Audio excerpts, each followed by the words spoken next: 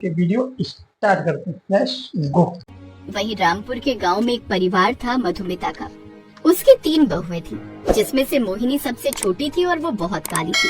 उसकी 3 बेटियां थी, वो भी बहुत काली थी, जिस वजह से उन्हें हर किसी की नफरत का सामना करना पड़ता था। मोहिनी की 2 जेठानियां रानी और सुंदरी बहुत गोरी थी, इस वजह से उनकी इज्जत होती थी, मोहिनी की नहीं। मोहिनी व्रत के पहले दिन पूजा करके सबको प्रसाद दे रही थी।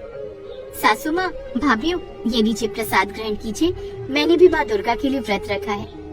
दूर से मेरे पास मत आना, तू अपना प्रसाद यहीं रख दे, मैं और सासू माँ ले लेंगे, वरना तेरी काली शक्ल देखकर हमारा व्रत भी कलंकित हो जाएगा। बहू, इसकी कितनी भी बेइज्जती कर दो, पता नहीं क्यों इसे बुरा नहीं लगता। अब तो यहाँ खड़े खड़े हमारा मुंह क्यों देख रही है? अपनी काली शक्ल लेकर जा यहाँ से, रख दे प्रसाद यहीं पर। मोहिनी प्रसाद वहीं पर रखकर अपने कमरे में जाकर रोने लगी। तभी उसकी 3 काली बेटियां अपनी माँ को चुप कराने लगी। माँ, रोइए मत, दुर्गा माँ पर भरोसा रखिए, वो एक दिन हमारी जरूर सुनेगी। हम लोग काले हैं तो इसमें हमारी कोई गलती थोड़ी ना है। हाँ माँ, ज्योति दीदी बिल्कुल सही कह रही हैं, आप रोना बंद करो। मैं आप लोगों की वजह से चुप रहती हूँ, वरना किसी दिन इनके मुंह पर कालिक पोत कर इन्हें भी काला कर दूं, तब ये समझ में आएगा। नहीं मेरी बच्चियों, अभी तुम तीनों बहुत छोटी हो, ये सब कभी मत करना। हमें सभी का सम्मान करना चाहिए। अब उन्हें हमारा सम्मान करना नहीं आता तो ये उनकी गलती है, हमारी नहीं। हम भी उन जैसे नहीं बन सकते बेटा। ठीक है मम्मी, चलो आज मंदिर चलते हैं, मैं पापा को बुला कर लाती हूँ। पायल भागकर अपने पापा सिद्धार्थ के पास गई। पापा, हम लोगों को मंदिर लेकर चलो ना, आज नवरात्रि का पहला दिन है, बहुत मजा आएगा। दूर रहे मुझसे, मैंने तुम लोगों से कितनी बार कहा है कि मेरे करीब मत आया करो अपनी काली सूरत लेकर। मैंने सोचा था कि तुम तीनों में से किसी का रंग तो मुझ पर जाएगा, लेकिन तुम तीनों अपनी माँ पर गई हो। कभी कभी तो मुझे खुद पर भी शक होता है। तुम्हें जहाँ जाना है जाओ, मुझे कहीं नहीं जाना। पापा, आप हमारे पिता होकर हमसे इस तरह की बातें करते हैं, हमारी बेइज्जती करते हैं, काले रंग का मजाक उड़ाते हैं हमारा।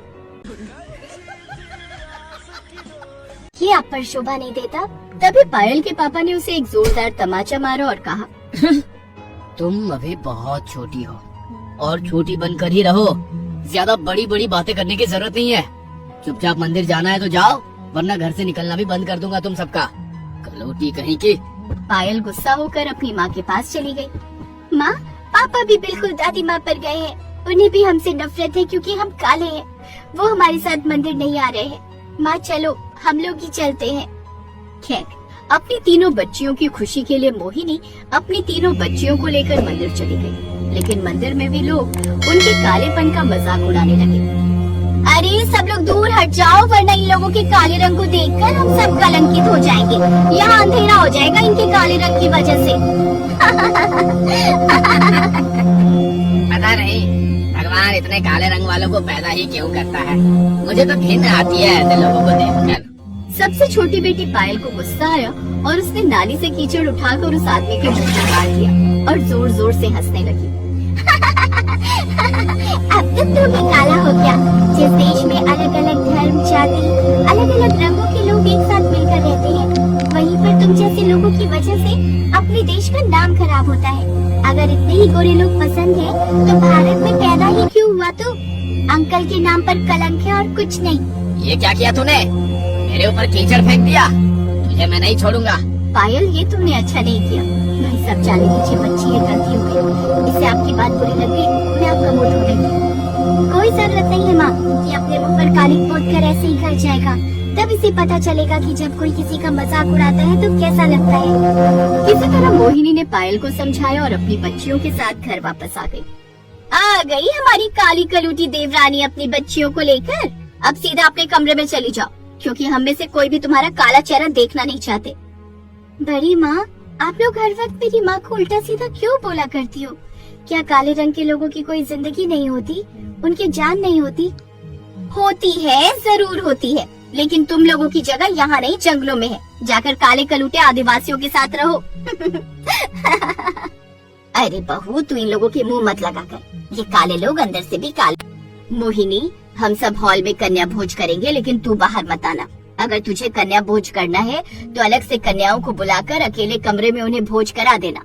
हम नहीं चाहते कि हमारी पूजा में कलंक लग जाए। जी माँ जी, आप लोग चिंता मत कीजिए। आप लोग बाहर हॉल में कन्या भोज कराइए, उसके बाद मैं अपने कमरे में कन्या भोज कर लूंगी। तो इस तरह उसकी सास और दोनों जेठानियों ने मिलकर कन्या भोज कराना शुरू किया। तभी अचानक वहाँ पर एक छोटी सी काली बच्ची आ गई। क्या मैं भी कन्या भोज में शामिल हो सकती हूँ? ये तो कोई भिखारन लग रही है। ये भी बिल्कुल काली है। मुझे लगता है इसे पक्का मोहिनी ने बुलाया होगा अपने हिसाब से, क्योंकि वो भी काली और कन्या खाने वाली भी काली ही आ गई। पता नहीं कहाँ से। चल भाग यहाँ से, हमारी पूजा में व्यवधान मत डाल। अपनी काली सूरत लेकर यहाँ से चली जा। लेकिन वो काली लड़की जबरदस्ती घर के अंदर आ गई। देख रहे हो ये कितनी ढीठ है। ये जितने भी काले लोग होते हैं वो ऐसे ही होते हैं। ना उनके दिमाग होता है और ना ही साफ सुथरा दिल। एक बार मना कर दिया फिर भी नहीं मानी। मोहिनी देख, तूने किसी को बुलाया होगा, इसे अपने कमरे में ले जा। मोहिनी, तू और तेरी बेटियां तो काली है ही, तूने कन्या भी काली ही बुला ली। एक दिन तो कलंक लगाकर रहेगी हमारी पूजा प्रार्थना में। मोहिनी अपनी तीनों बेटियों के साथ बाहर आई तो देखा कि एक काली सी लड़की खड़ी थी। सासू माँ, मैंने इसे नहीं बुलाया, लेकिन बेटी तुम कहीं से भी आई हो, मैं तुम्हें कन्या भोज जरूर कराऊंगी। आओ मेरे कमरे में चलो।